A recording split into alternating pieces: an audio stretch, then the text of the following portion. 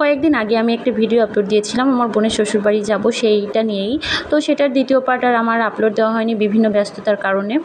দিনটা ছিল শুক্রবার, জুম্মার দিন। তো এই জন্য একটু তাড়াহুড়ো করছিল বাবা। সেখানে যেয়ে মানে বোনের শ্বশুরবাড়িতে যেয়ে আঙ্কেলের সাথে নামাজ পড়তে যাবে, এই জন্যই।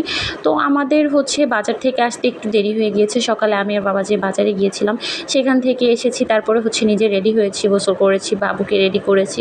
সব কিছু মিলিয়ে একটু লেট হয়ে গিয়েছে।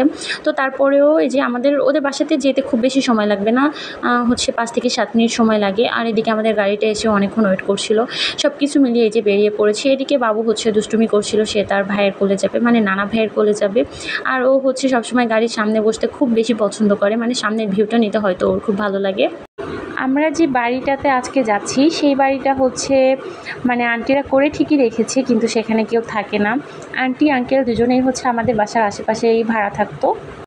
নিজেদের বাড়ি থাকা সত্ত্বেও কেন ভাড়া থাকতো? ভাড়া থাকার কারণ আঙ্কেল প্রাইমারি স্কুলের হেড টিচার।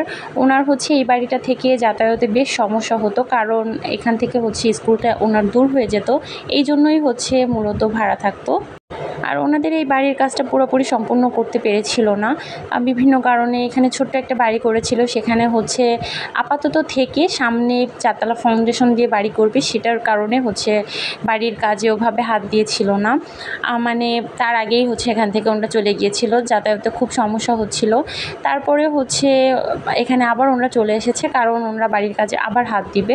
সামনে এই যে বাড়ির এই যে দোকানগুলো সবগুলোই ওনাদেরই।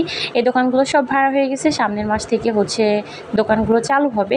এই জন্য ওনারা চলে এসেছে। এই দোকানটার উপরে সব 4 তলা ফাউন্ডেশন দিয়ে করা, পেছনে আরও বাড়াই মূলত দোতলার কাজে হাত দিবে। ওরা 2 তলা 3 তলা একবারেই কমপ্লিট করতে যাচ্ছে, এই জন্যই এই বাড়িতে চলে এসেছে। যারা বাড়ি করেছে তারা হয়তো জানে যে মিস্ত্রিদেরকে প্যারা না দিলে কখনোই ঠিকভাবে ওনারা কাজ করে না। এদিকে আঙ্কেল আমাকে দেখাচ্ছিল যে উনি কি গাছ লাগিয়েছে এবং গাছে কি সবজি হয়েছে বা মানে ফল হয়েছে, কি সবজি চাষ করেছে, সেগুলোই আঙ্কেল আমাকে ঘুরিয়ে ঘুরিয়ে দেখাচ্ছিল। আঙ্কেল আমাকে বলছিল যে গাছ লাগানো ওনার স্বপ্ন, উনি গাছ লাগাতে খুব পছন্দ করে।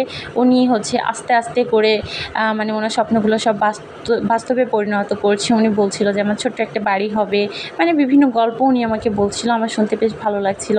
এদিকে ওরা সাবমার্সেল লাগাইছে এই যে সাইডেই, এখানে এটাও আঙ্কেল আমাকে দেখাচ্ছিল যে এখানে না লাগাই সামনে লাগাইলে পুতলে হয়তো ভালো হতো, মানে এগুলাই বলছিল। আঙ্কেলের সাথে গল্প করছিলাম।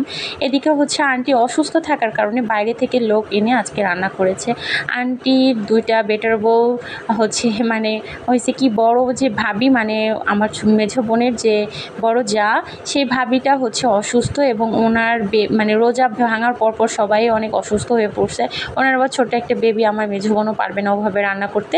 আর এদিকে আন্টিও অনেকটা অসুস্থ হয়ে পড়েছে, যার কারণে বাইরে থেকে লোক এনে রান্না করিয়েছে।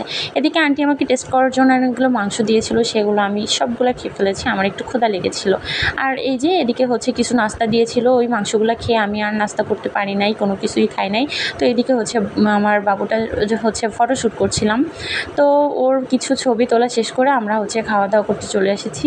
আমি সবগুলো খাবারের ভিডিও নিতে পারিনি। বেগুন ভাজি করেছিল, তারপরে ডাল, তারপরে ছিল মাছ ভাজি, তারপরে ছিল চিংড়ি মাছ। তো চিংড়ি মাছ আমি খাই না, এই জন্য কোনো কিছুই নেই, মানে চিংড়ি মাছটা আমি নিইনি। এদিকে 2 পিস রোস্ট দিছে, ওইটা খেয়ে আমি আর ভাত মানে গরুর মাংস খেতে পারিনি। আর গরুর মাংস ওইভাবে খাওয়াতে না কোনো ইয়েও নাই, মানে ঈদ বের হয়েছে, এদিকে কিছুই খেতে পারি নাই। তো আজকের ভিডিওটা এই পর্যন্তই। ভালো থাকবেন সবাই, আল্লাহ হাফেজ।